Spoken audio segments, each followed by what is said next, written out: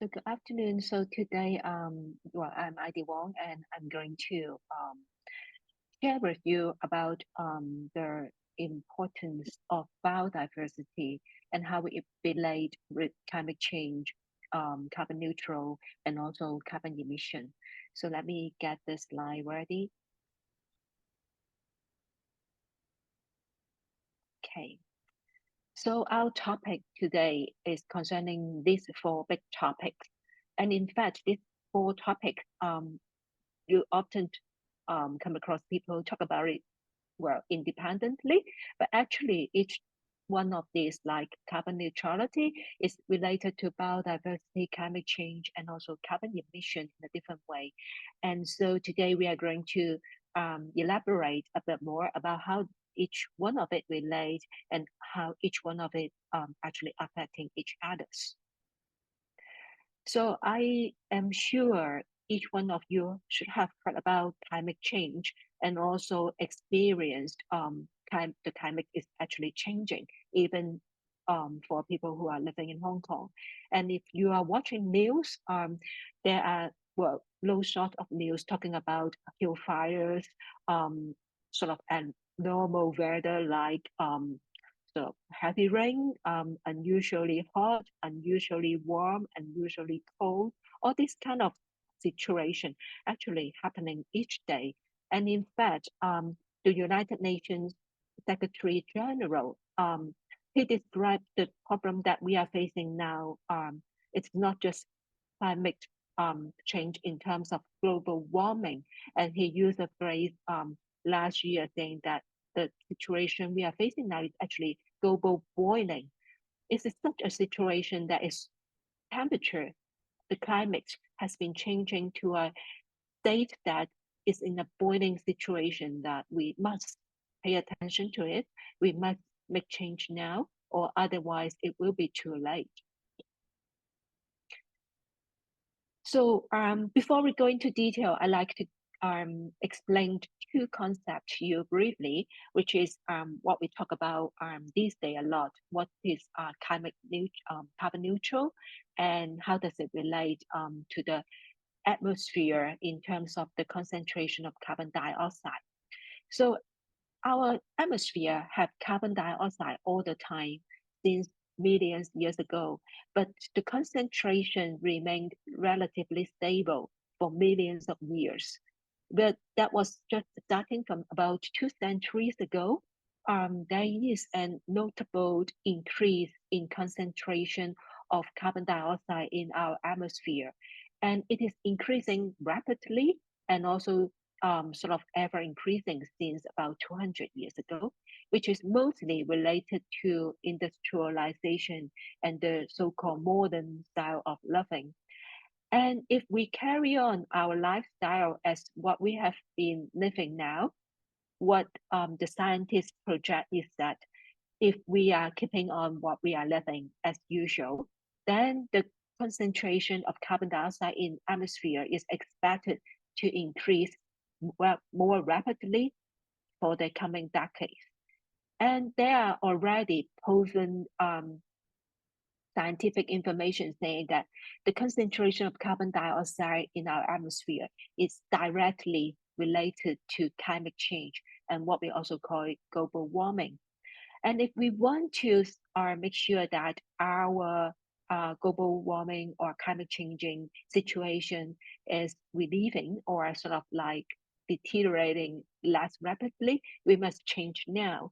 And so people champion a concept, what we call as carbon peak emission. That means that up to that point, it's like when you're driving a car running really fast, you pause it, you make a break of it. And the peak means that from that on, the carbon emission is no longer increasing. And from then on, the carbon emission is actually decreasing. So that is what we're talking about, the peak. And in another more important step we have to make move forward is not just reaching the peak, and we are hoping that we'll move towards carbon neutral, which is actually a situation that the carbon emission is equivalent or equal to the carbon that our environment can absorb. So it balances off, and then it is what we call as the carbon neutral in terms of the concept.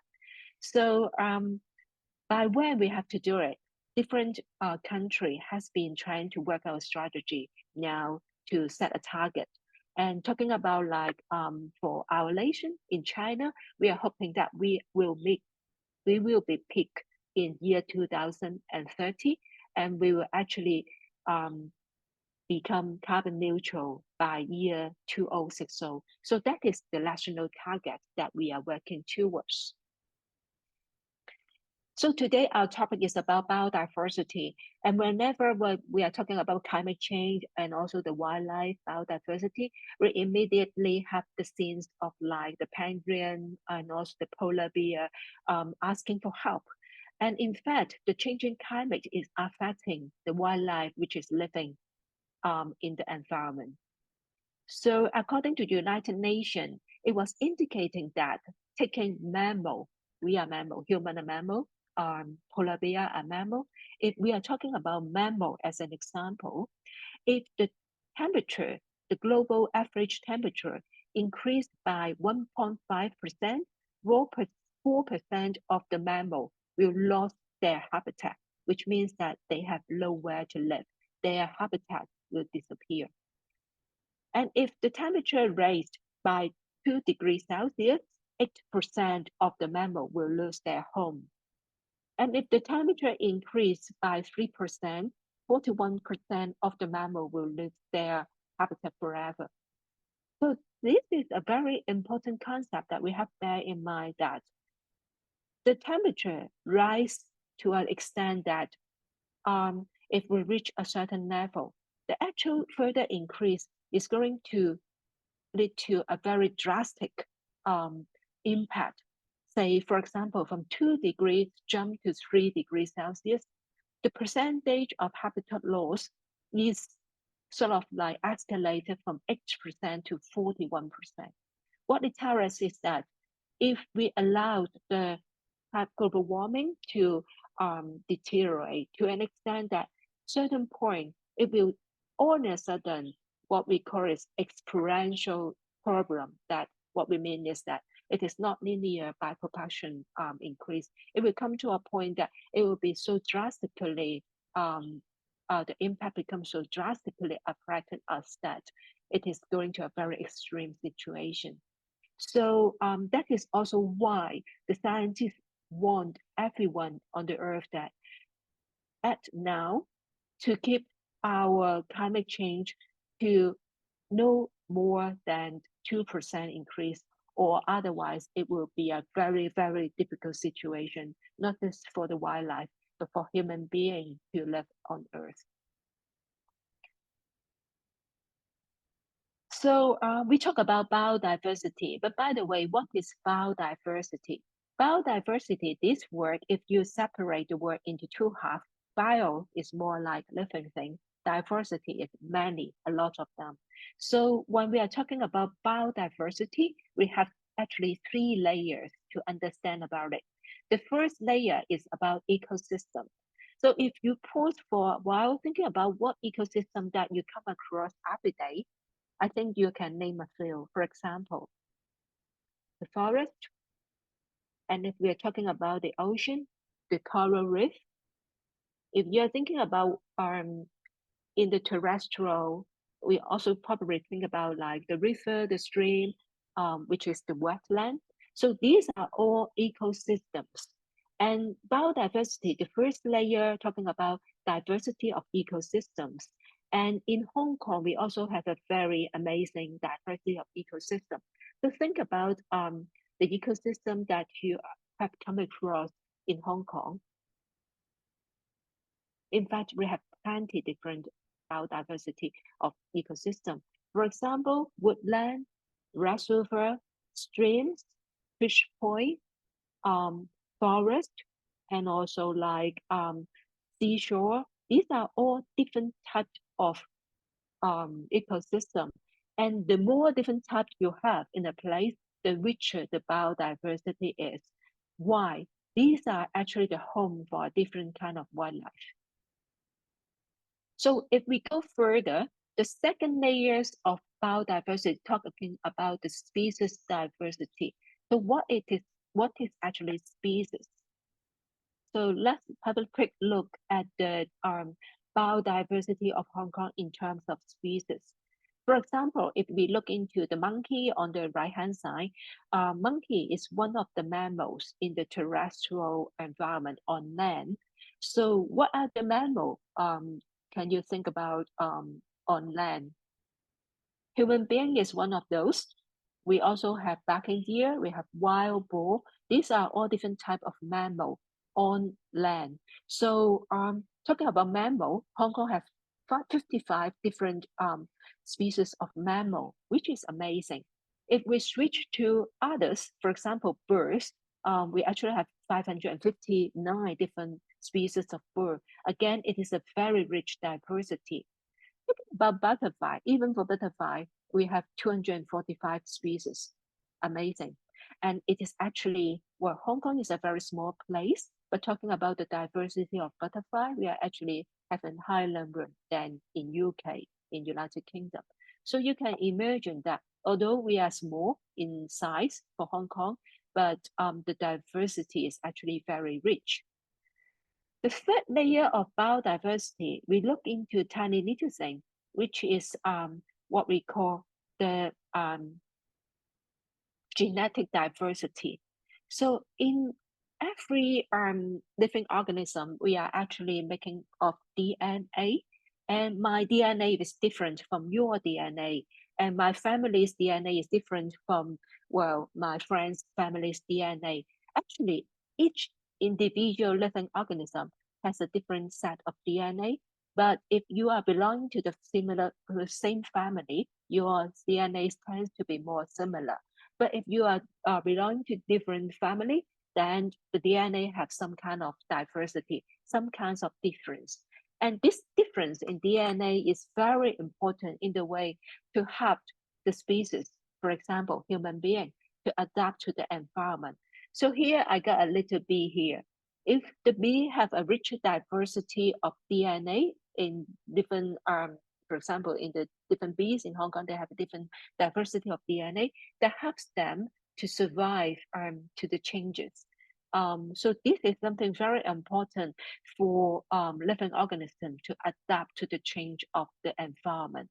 And again, if we are losing the DNA, then which means that the living organism have a huge challenge to adapt to the changes.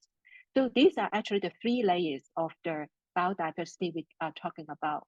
The ecosystem, then go smaller to the species, and then got into a microscopic level, which is the genetic diversity. So then how does it relate to climate change? Well, when we are talking about like climate is changing, we actually, our wildlife was facing a increasing challenge. But at the same time, actually every organism on Earth is contributing to help us to sort of like addressing climate change by serving as what we call carbon sink. And you can imagine that the sink is something like a bank, which we can lock or store the carbons from our atmosphere.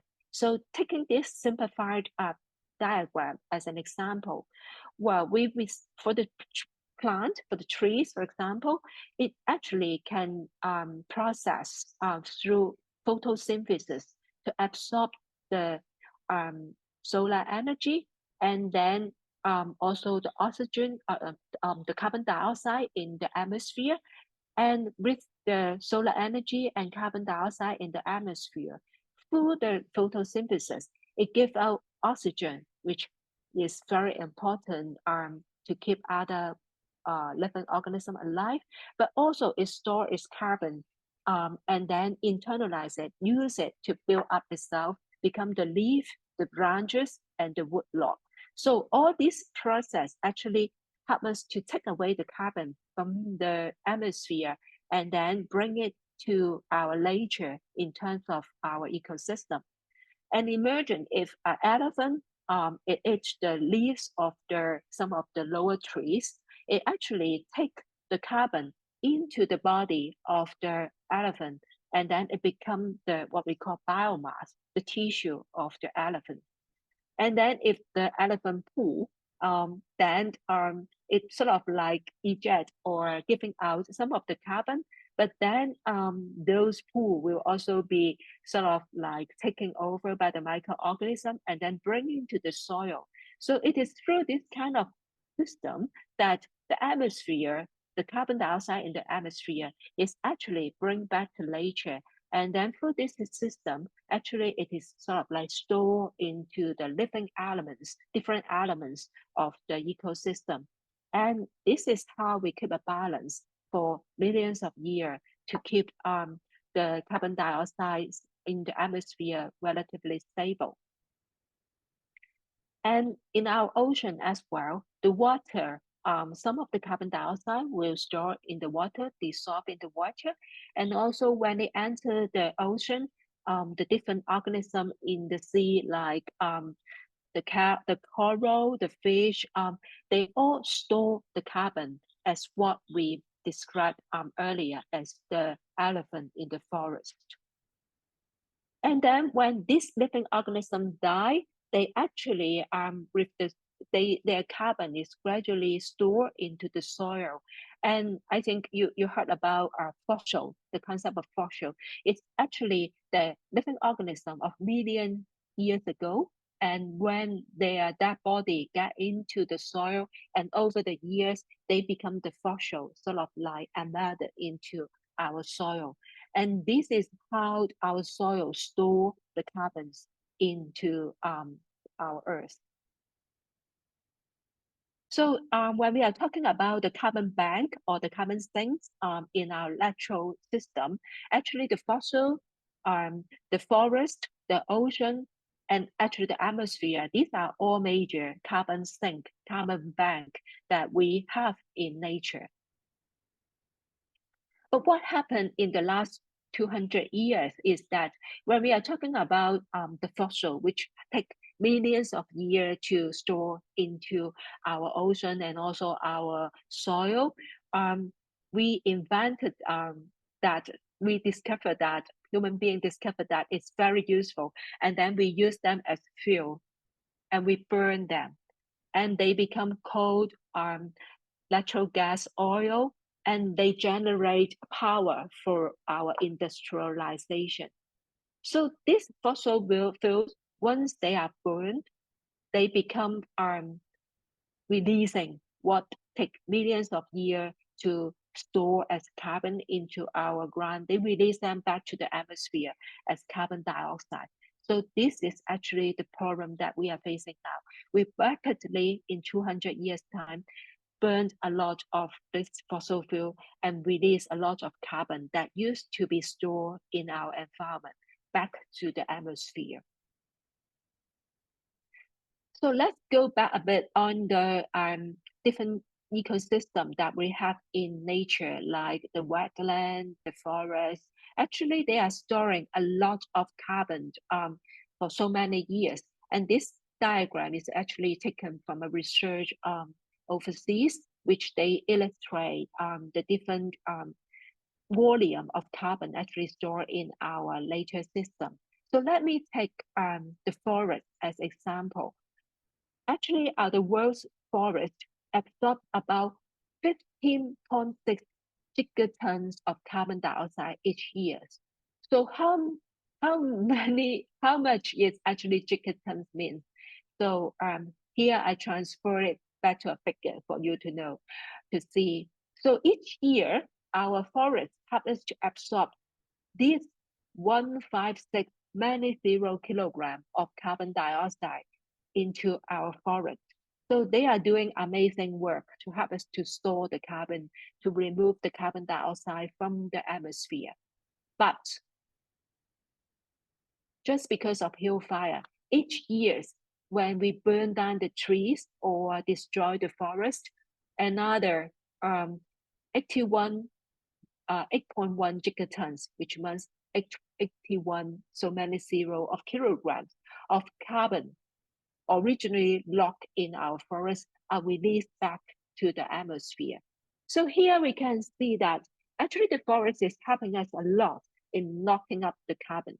But at the same time, if we are destroying the forest, it immediately releases the carbon that it has absorbed back to the atmosphere. So when we are talking about the forest, it is a carbon bank. But if we destroy it, it becomes a source of carbon dioxide emission. So this is very important for us to note. So let me have a look at the major carbon sink, the carbon bank of our nature again. Because of the burning of the fossil fuel, those carbon which was trapped in our nature for millions of years are all in a sudden releasing the carbon dioxide back to the environment. For example, for the forest, once it's burned, the carbon which is locked in its tree trunk, in its root, and also in its leaf will immediately releasing the carbon back to the atmosphere. So this is why our carbon dioxide concentration in the atmosphere is ever increasing in the last 200 years. So with the increasing carbon dioxide emission and also the increasing global temperature, what we can see also as a kind of like interrelated situation is, let me take this time the coral reef as an example. Taking this coral reef, a beautiful scene, if the temperature increased by 1.5 degrees Celsius, 70 to 90% of our coral reef will disappear. If it further increased to 2%, 99% of the coral reef will disappear. So I want to show you is that if we allowed the temperature to increase further, actually, not just talking about immediate destruction, actually the system cannot survive. The living organism cannot survive, and the whole ecosystem collapse, and it can't help us anymore with the carbon locking. So when we are destroying the ecosystem, taking back the biodiversity concept, we destroy the home of the wildlife, and then the wildlife will disappear, and the genetic diversity will be lost. So these are all actually kind of chain reaction. So let us observing from a different direction now. In the last decade, there are a lot of record or news reporting about the massive death of bees observed all over the world. So you can imagine if the bee cannot survive, then we lost a very important pollinator, which is helping us to help the plant to fruit and also to seed. And in that sense, we will lose a lot of fruit and also seed production. And imagine for us, which relied on the nature for this supply of food, actually that is going to be a big problem. And food shortage is something that we will see immediately, but also the collapse of the ecosystem is also something that we can expect. And I want to warn you that bee is something that we can observe, but many other pollinator, for example, the birds, the moth, the bat, and also the other insects, they are actually facing the same problem. If we see the bee is dying because of some human behavior, for example, the use of pesticide, or because of the global temperature, other pollinator is actually facing the similar problem as well. So here I would like to take the last 10 minutes to talk about that. Climate is changing. We actually see a lot of problem caused by climate change is escalating. So what are we waiting? Actually, we have no time to wait anymore. We have to act now. So what we can do to stop or sort of like slow down climate change is actually something that we must do now. And I believe that for some of you who have attended the earlier training session, you must have learned a lot of actions that we can do to save climate change in terms of reducing energy consumption. So now I would like to focus more on how we can help to build up our ecosystem and use the ecosystem as a means to help us to save climate change. So when we are talking about the ecosystem earlier, we say that the forest, the ocean, other ecosystem, they are carbon sink. And if we want to attain carbon neutral, we have to support this sink, this bank to serve more actively to help us to lock the carbon, but at the same time also reducing carbon emissions. And if we're thinking about that, about the 3 layers of biodiversity that we talked about earlier, all these 3 layers, if we can help making them healthier and support them to extend, that helps to support the carbon sink in nature. So this chart is actually showing the hill fire in Hong Kong. So for us, every year we come across many situations of hill fire.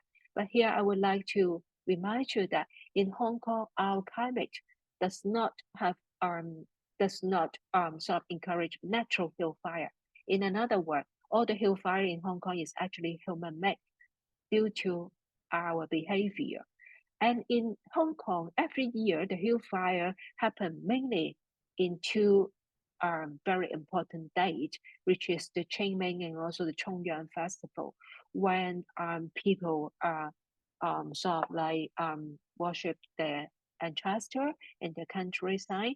And also you can associate that a lot of this hill fire is due to human carelessness that we set fire and then gradually it becomes spread out and then burn out trees. And how significant this hill fire is, let me take one example. In year 2004, there was a hill fire happen that burned 34 hours. Actually, it caused a lot of injury through that hill fire as well, human injury. But talking about the plant, that 34 hours burned 11,000 trees across 105 hectares. So just a single hill fire could be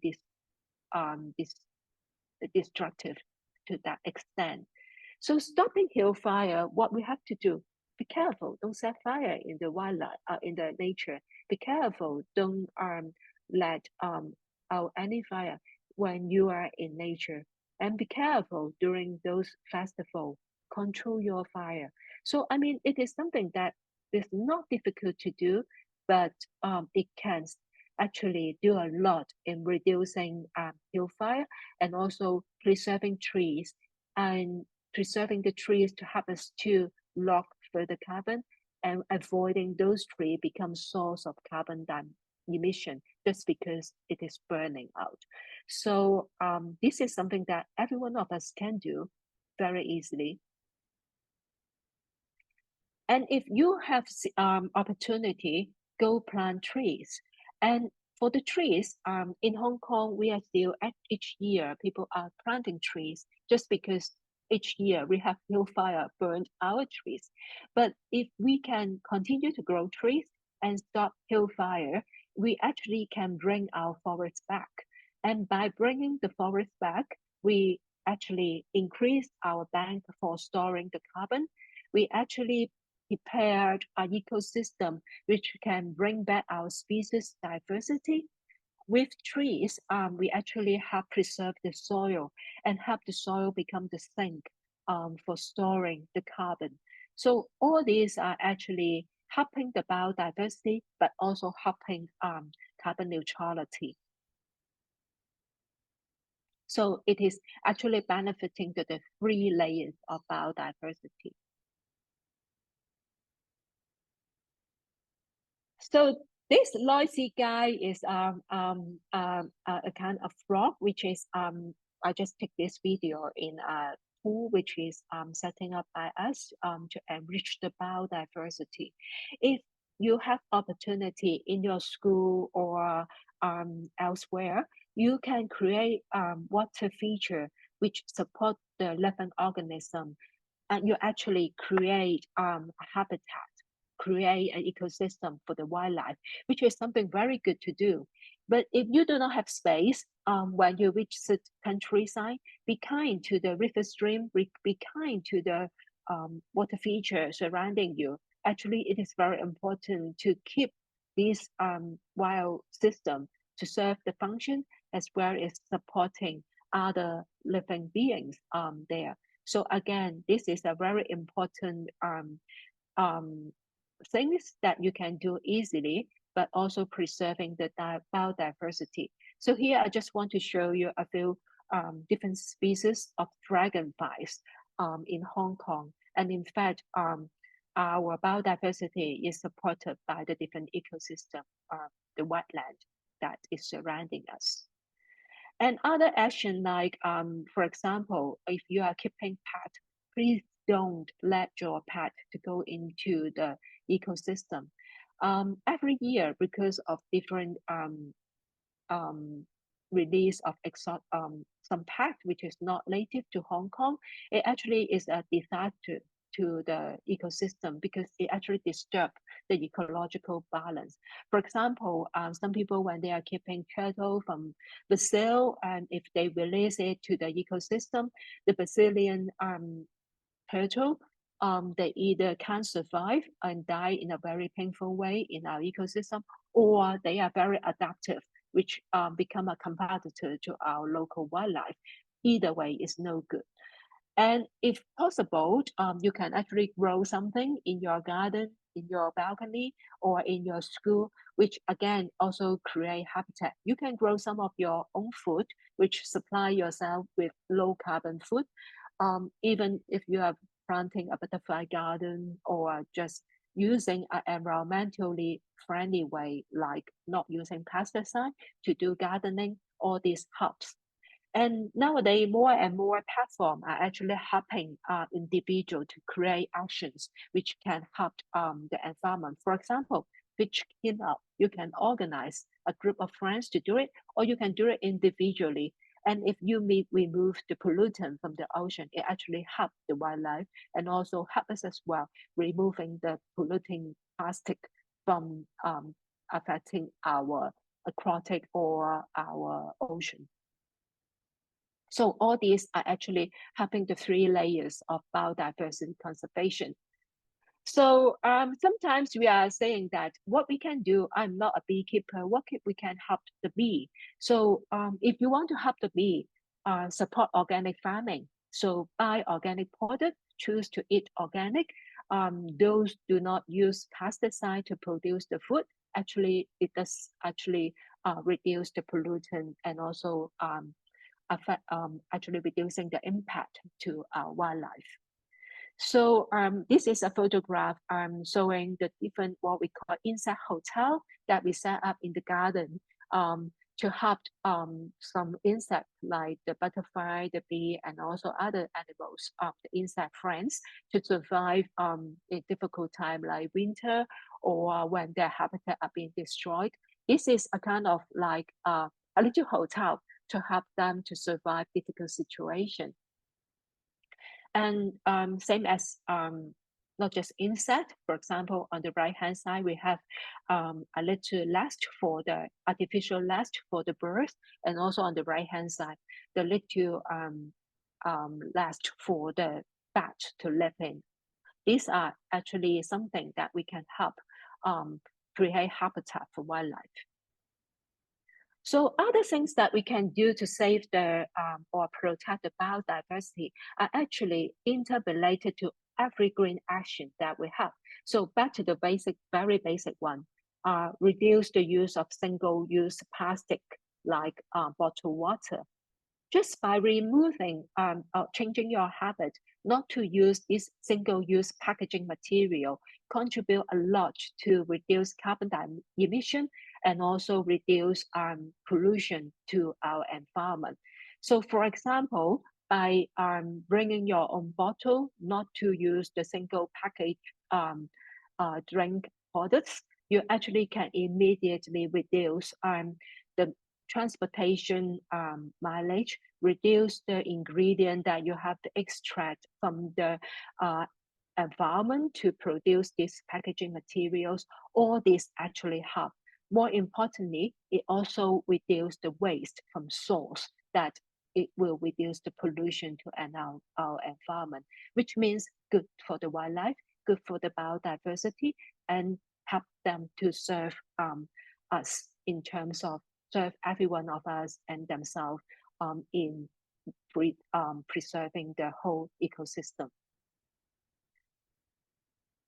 So I would like to conclude that actually what we are sometimes saying that we protect the environment, and we return actually the environment supporting us. So if we are being environmentally friendly, our environment is friendly to us at the same extent that we can be more resilient to face the challenge of climate change and others. So I would like to recap the 3 layers of biodiversity we talked about, which include the ecosystem, the species, and the genetic diversity. Like a mathematical formula, if you add these 3 figures together, you probably like 6. But like I would like to highlight that it is not just equal to 6, it's equal to infinitive. If we can preserve our ecosystem well, in fact, it will preserve our world to sustain and also moving on well. So it is indefinite. So that's why in the carbon neutral campaign that we are now talking now, we are actually talking about carbon neutral and moving toward the infinity. So here now, I would like to invite you to join the carbon neutral challenge, carbon neutral project by sharing from your perspective, how we can move toward net zero. And the invitation is that you can join us by send us a painting or your story through a submission to this website. And the deadline is 21st of March. And if you have any question, you can telephone this number. And this is an invitation for us to join expressing what tips you can offer to move towards carbon neutrality. And in this competition, we will select those which is outstanding and share your story with wider community to promote carbon neutrality. And in April 22nd, we are going to have an Earth Day event, and that is going to be an opportunity for us to honor those who put forward outstanding story. And also that will be an event that we will organize all together to use it as a public education program to teach more people to join us moving towards carbon neutrality. So this is the end of my presentation today. And so now I would like to hand over the time to the organizer, Kay, from Launching Charity, to see whether there is a few more additions. So over to you, Kay.